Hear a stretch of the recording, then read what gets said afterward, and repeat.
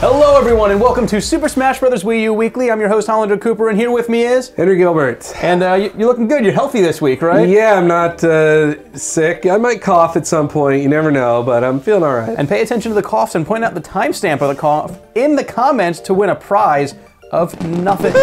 And speaking of the comments, we do read them. We read them all the time. We scroll through the ones that are hurtful and make us feel bad, and then we look at the ones that suggest episodes, and time again we hear the same thing. Who do you guys want in the game? We already talked about who we don't think is going to be in the game, but who do we think is going to be in the game? And we have so many predictions that we're actually going to break it up into multiple episodes that we'll dole out over the next, whatever, year and a half. And today we're going to focus on some Nintendo characters that we think are going to be in the game. It is their game. Yeah, exactly. Starting, and there are going to be other ones, don't worry, there might be a few Sega characters we predict. But let's start with the character that we think is replacing Ike, a character that no one seemed to care in the comments when we said was being killed off. And that's going to be? Well, that'll be Chrom, the star of Fire Emblem Awakening, or one of the stars. I think it's going to be Chrom because they still need another blue-haired dude with a sword. He's got the Falchion to slice up dudes. Is it Falchion or Falcon? I always thought it was Falchion. You're probably right. But however you pronounce it, like, you know, he's not as wild as Ike, but I think he's a little funnier, but he doesn't have an axe either, but I think Chrom will definitely add some, you know, regal splendor and fresh blood to the Fire Emblem section. Yes, and there will be another Fire Emblem character, we think, though we said that Marth is going to be cut. Our prediction for the other Fire Emblem character is Marth! Woo! Yeah. No, we're not backpedaling on our prediction that Marth is going to be cut, and if you look over my shoulder, when we said Marth was going to be cut, we explained that we thought it was going to be replaced with another Marth, and small Fire Emblem Awakening spoiler here. The Marth in Fire Emblem Awakening is not the Marth from the other series, it's Lucina, a female character, still with the blue hair, and with a cool mask.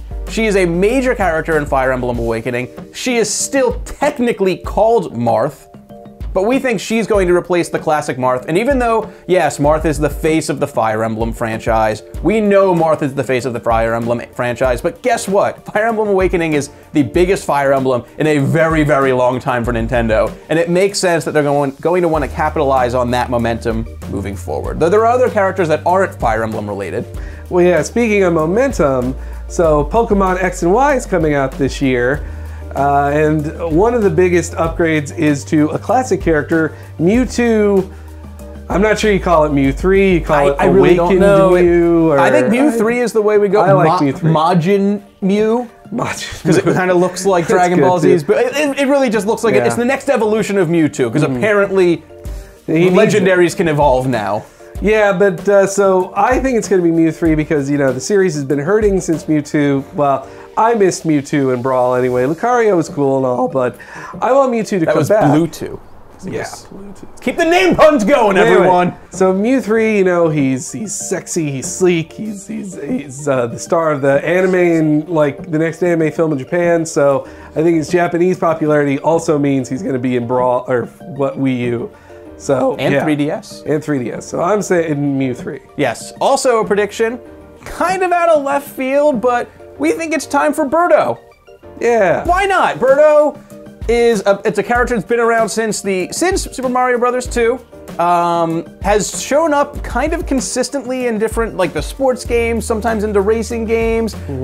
Showed up recently in Sticker Star. Probably the best freaking scene in that game. Oh yeah. Was a Birdo scene.